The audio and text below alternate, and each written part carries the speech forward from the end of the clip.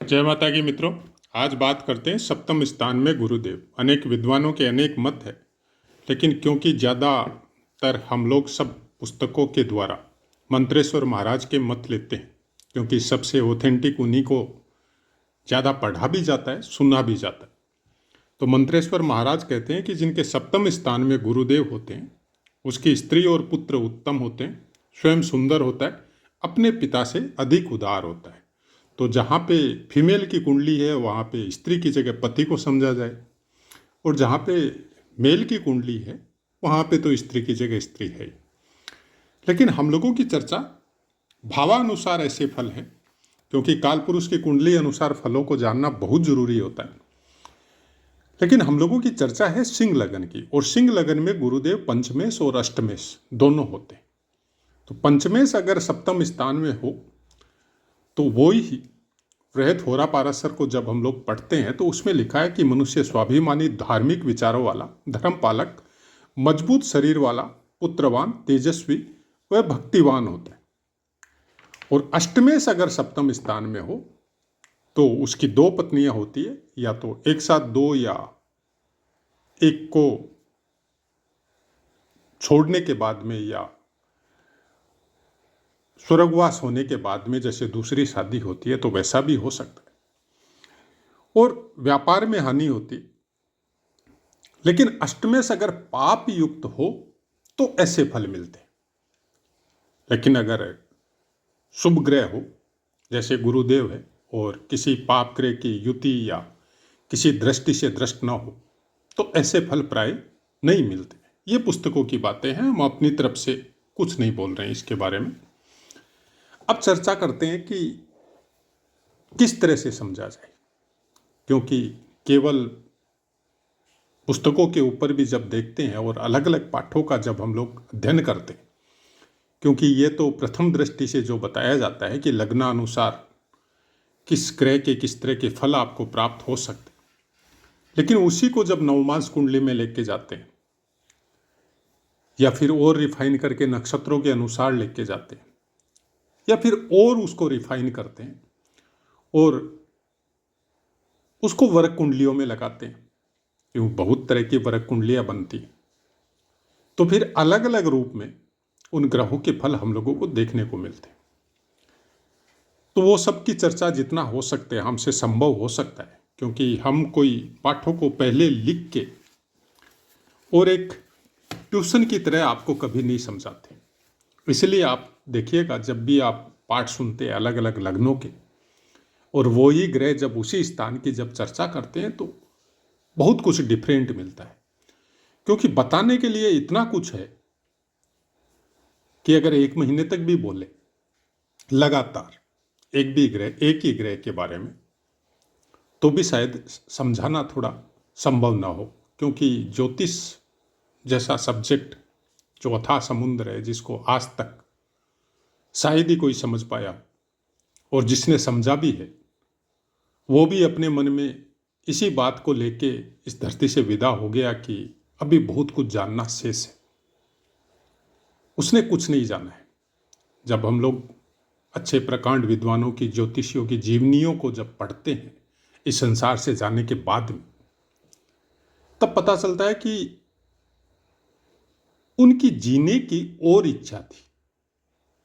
जीने की इच्छा इसलिए नहीं थी कि वो सुखी हो या लंबी उम्र हो या काम भोगों में रत हो, नहीं, इसी ज्ञान को और ज्यादा सीखने की इच्छा की वजह से जीने की इच्छा थी। तो वैसा ही कुछ गुरुदेव जब आपके सप्तम स्थान में विराजित होते हैं तो आप में ये उत्कंठा, ज्ञान के बारे में जो पिपासा है, जो साधारण शब्दों में भूख जिसको बोला जाता है कि आदमी कुएं के पास बैठ के प्यासा रह जाता है, सेम वैसी कंडीशन गुरुदेव यहाँ पे सप्तम स्थान में विराजित होकर आपकी करते। काम और भोगों का घर है। काम त्रिकोण का सबसे ऊपर वाला त्रिकोण है, मतलब फाउंडेशन आपकी हो गई काम त्रिकोण की तीसरा स्थान और एकादश स्थान। और ऊपर का जो कोना है, जब आप त्रिभुज बनाते हैं तो ऊपर का जो कोना होता है वो कोना सप्तम स्थान है। लेकिन गुरुदेव को जब आप प्लेस करवाते हैं किसी भी त्रिकोण में, तो बाकी जो 2 त्रिकोण है उन पे उनकी दृष्टि जाती है। जैसे पंचम दृष्टि एकादश पे जाएगी और नवम दृष्टि आपके तीसरे स्थान पे जाएगी। तो यहां पे ये आपको भोगी नहीं बनाते। काम त्रिकोण में अकेला गुरु संपूर्ण भार लेके बिना किसी से दृष्ट हुए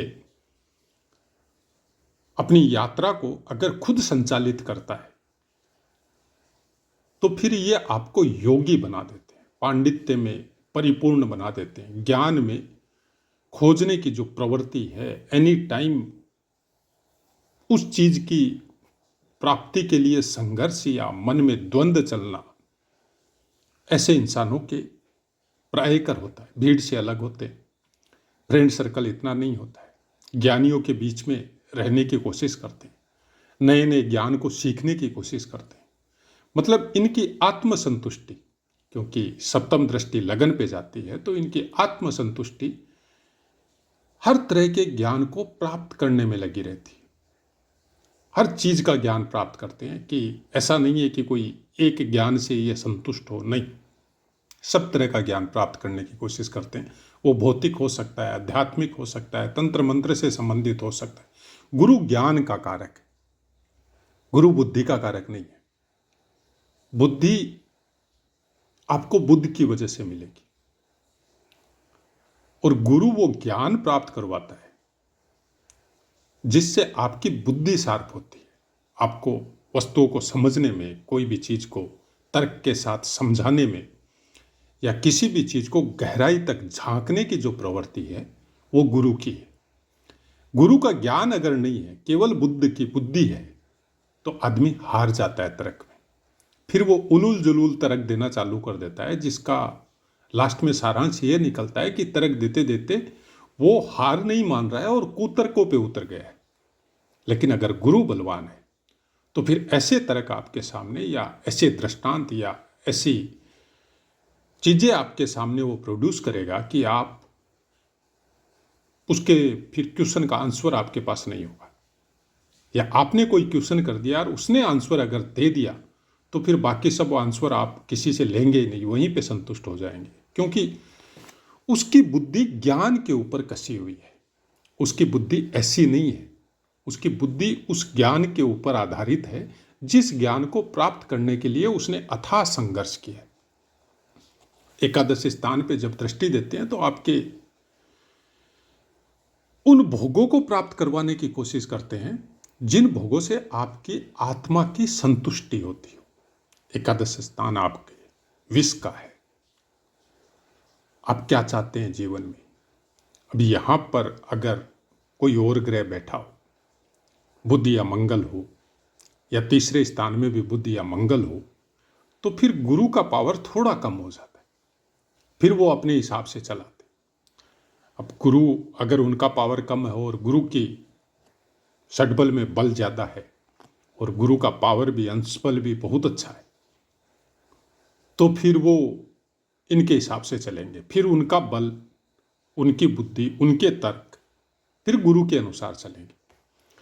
कोई भी चीज को डिस्टरबेंस करने में बुध और मंगल सबसे ज्यादा एडवांस ग्रह है। कोई विचार आप कर रहे हैं और उन विचारों को अलग दिशा देना, ये बुध और मंगल का काम है। अब अलग दिशा नेगेटिव हो सकती है, पॉजिटिव हो सकती है, लेकिन गुरु कभी नेगेटिव दिशा नहीं देते, गुरु हमेशा पॉजिटिव देते हैं। अब ये हो सकता है कि गोचरवश उस समय में जो आपके विचार चल रहे हैं उस समय में गुरु खुद कमजोर हो, और पर्टिकुलर उस समय में बुध और मंगल ज्यादा एक्टिव हो, ज्यादा आपकी गोचरवश ज्यादा प्रभाव लेके बैठे हो, गुरु का प्रभाव कम हो, या गुरु कोई क्रूर या पापी ग्रह से दृष्ट हो, तो गोचरवश वैसा कुछ आपके साथ हो सकता है। लेकिन अल्टीमेटली अगर गुरु स्वतंत्र प्रभाव लेके आपकी कुंडली में प्लेसमेंट है भरपूर ऊर्जा के साथ, तो आपको कंटिन्यू उस गलत रास्ते पे चलने नहीं देगा, वो निकाल देगा वहां से। जो बोला जाता है ना कि आदमी दुखी हो गया, आदमी प्रताड़ित हो गया, आदमी तकलीफ में आ गया, भाग्य खराब हो गया, और जब वो डूब रहा था कि लास्ट समय आ गया, अब उससे संभल नहीं रहा है, उस समय कुछ देवीय सहायता इंसानों को मिलती है, वो गुरु है। वो देवीय सहायता गुरु और केतु की वजह से इंसानों को प्राप्त होती है कि आदमी सब कुछ खत्म हो गया, अब उसके पास कोई रास्ता नहीं बचा रहा। अचानक से कोई आता है उसके पास, जैसे कोई भगवान का भेजा हुआ दूत है, और वो आके उसको वापस हाथ थामता है, उसको खड़ा करता है, और वो वापस अपनी लाइन पकड़ लेता है। और जिसका गुरु बलवान होता है, जिसका गुरु अच्छा होता है, संपूर्ण स्वतंत्र प्रभार और अंश बल, दिशा बल, षडबल में अगर बलवान है, वर्गोत्तम है,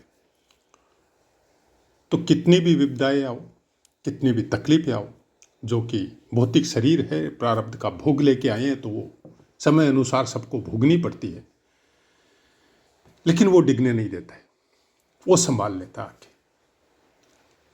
क्योंकि प्रारब्ध अनुसार गुरुदेव आपको बली अवस्था में प्राप्त हुई है। अब आपकी कुंडली में 1000 दोष हो सकते हैं, लाखों दोष हो सकते हैं, और आपको उनका फल भी भोगना पड़ सकता है, लेकिन डिगने नहीं देगा। जब आप आस छोड़ देंगे, जब आप गर्दन झुका लेंगे कि अब हमसे नहीं होगा, उसी समय कोई आएगा, आपका हाथ थामेगा और आपको अपना रास्ता दिखा देगा कि आप इस रास्ते पे चलो, ये नया रास्ता है, अब पुराने वाले को छोड़ो।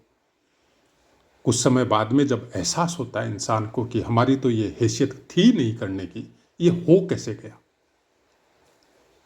ये मिरेकल है गुरु का। और ये सबके साथ होता है, केवल किसी एक के साथ या दो के साथ नहीं। जिसका भी गुरु आप अपनी कुंडली में, चाहे लगन आपका कोई भी हो, अब देखो आपका गुरुदेव बली अवस्था में है, षडबल में बली है, वर्गोत्तमी है, उच्च का और नीच का कोई मीनिंग नहीं रखता, केवल थोड़ा सा उसका फर्क पड़ता है ऊंच और नीच का। षडबल में मामूली अंतर होता है, ऊंच और नीच का, प्लेस का फर्क पड़ता है, किस स्थान पे विराजित है। केंद्र में अगर गुरुदेव है, त्रिकोण में अगर गुरुदेव है, तो बहुत अच्छा फल प्राप्त होता है। अब वो बली है कि नहीं अंश बल के द्वारा, वर्गोत्तमी है कि नहीं, वो सबका इफेक्ट होता है ज्यादा। यहां पे पंचमेश और अष्टमेश दोनों है। अब अष्टमेश अगर सप्तम स्थान में बैठता है तो जाहिर सी बात है कि 2 पत्नियों का योग देता है, बहुत बार अपमानित भी करवाता है सप्तम स्थान से, चाहे पार्टनरशिप का काम हो, चाहे आपका पत्नी से कोई, आपके पार्टनर से आपके साथ कोई गलत व्यवहार हो गया हो और आपको सहना पड़ गया हो। तो पुराने ज़माने, आज के 50 साल पुराना पीरियड उठा के देख लीजिए, 2 शादी या 3 शादी या 4 शादी, जिसकी जैसी हैसियत थी उसके अनुसार उसको अलाउ थी। वो चरित्रहीनता नहीं थी, वो हिंदू धर्म का एक कॉन्सेप्ट था जिसमें कोई मनाही नहीं थी। लेकिन फिर अब ये सरकार और उसके बारे में हम कुछ बोलना नहीं चाहते, कुछ ऐसे नियम पास हुए कि एक पर्टिकुलर कम्युनिटी को वो सब करने की इजाज़त नहीं है और बाकी दूसरे कोई है तो कर सकती। उसका नतीजा आज हम लोग सब देख रहे हैं कि क्या हो रहा है। लेकिन ये हिंदू धर्म के अनुसार था कि 2 पत्नियों का योग है, अब उसकी ऑलरेडी 2 शादी है, तो वो दोष जो था वो नष्ट हो जाता है। अब एक पत्नी वो हो गई, 2 पत्नियों का योग है प्रारब्ध के अनुसार, तो एक के जाने के बाद में ही हो सकता है, या तलाक होने के बाद में दूसरा हो सकता है, या फिर आफ्टर मैरिज को, या फिर लिव इन जो और कॉन्सेप्ट रख रखा है, जिसको कोई मनाही नहीं कर रहा है समाज में, जबकि वो कोई अच्छी दृष्टि से नहीं देखा जाता। अब इस कॉन्सेप्ट में अगर हम लोग जाए तो पुराने जो ऋषि मुनि थे, या उस समय के राजा थे, या 50 साल पहले तक जो नियम थे, उस समय के कॉन्सेप्ट के अनुसार 2 पत्नी हो, 3 हो, वो सब चीजें अलाउ थी। आज नहीं। अब ये सुन के आपका कोई भी अष्टमेश जब सप्तम स्थान में बैठता है, ये गुरु की बात नहीं है, तो आपका वैवाहिक जीवन जो है वो कष्टमय हो जाता है, थोड़ी तकलीफ वहां पे प्राप्त होती है।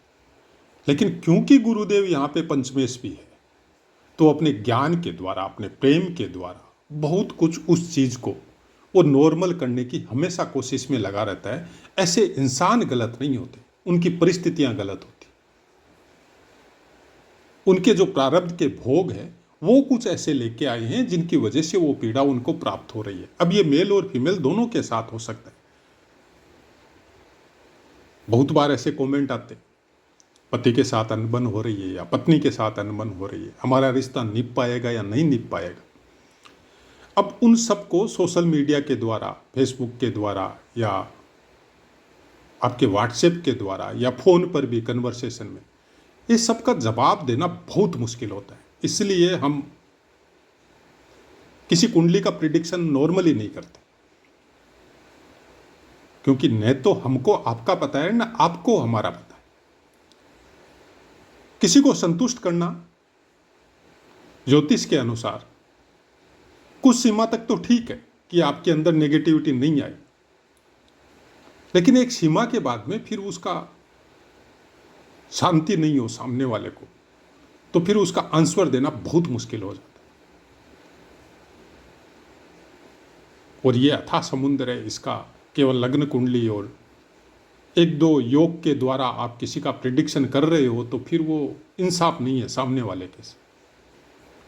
और जब तक आपको ये पता नहीं चलता है कि सामने वाला किस नेचर का आदमी है, किस तरह के कर्म कर रहा है, किस तरह के संस्कारों से ओतप्रोत है, तो फिर वो कुंडली का प्रिडिक्शन पूरी तरह रॉन्ग हो जाता है। क्योंकि कर्मों का जो वर्तमान में जो आप कर्म कर रहे हैं उसका बहुत इफेक्ट आता है आपके प्रारब्ध के ऊपर। प्रारब्ध को भोगना वर्तमान कर्म डिसाइड करते हैं किस तरह से भोगेंगे। विल पावर बहुत ज़बरदस्त बना के रखा है आप अपने कर्मों के द्वारा अपने आप के ऊपर। आपने अपने आप के ऊपर इतना संघर्ष किया है कि आपका विल पावर कमज़ोर होता ही नहीं है किसी भी परिस्थिति में, तो आप प्रारब्ध के भोगों को, दुर्योगों को बहुत आसानी से भोग के अपने जीवन की यात्रा को संपन्न करेंगे। लेकिन आपने शुरू से नेगेटिविटी का वर्ण किया हुआ है, आपका फ्रेंड सर्कल भी ऐसा ही रहा है, आपका घर परिवार का भी माहौल ऐसा ही रहा है, तो फिर थोड़ा सा दुख आते ही, आजकल हम लोग स्कूल कॉलेजों में हॉस्टलों में प्रायकर ऐसी घटनाएं देखते हैं। तो ये सब चीज़ें इफेक्ट करती है किसी भी कुंडली का प्रिडिक्शन करने के लिए। और ज्योतिष शास्त्र में भी ये लिखा है शुरुआत में ही, आप जब भी आप किसी पुस्तक को या वृहत पाराशर को भी अगर आप पढ़ते हैं तो शुरू में ये बातें लिखी है कि जब तक आपको सामने वाले की परिस्थिति पता नहीं हो, सामने वाले के संस्कार पता नहीं हो, सामने वाले का स्थान पता नहीं हो, केवल फोन कन्वर्सेशन के द्वारा आपको उसकी डिटेल मिल गई, उसके ऊपर प्रिडिक्शन नहीं होता है और करना भी नहीं चाहिए। तो जब आप ज्योतिष का अध्ययन कर रहे हैं तो इस विषय में आपको जागरूक होना पड़ेगा। ज्योतिष सामने वाले को प्रिडिक्शन से ज़्यादा आपको अपने अंदर अप्लाई करना पड़ेगा कि आप किस तरह से कर्म कर रहे हैं। अगर आपने अपने ऊपर अप्लाई करके अपनी कुछ चीज़ों को जो गलत है उसको अगर छोड़ दिया और अपने कर्मों को सुधार लिया तो ये ज्योतिष आपके लिए वरदान है, नहीं तो फिर मुश्किल है जीवन। तो आशा है आपको पाठ समझ में आया होगा। अब अपनी वाणी को विराम देते हैं, आपसे आज्ञा लेते हैं। जय माता।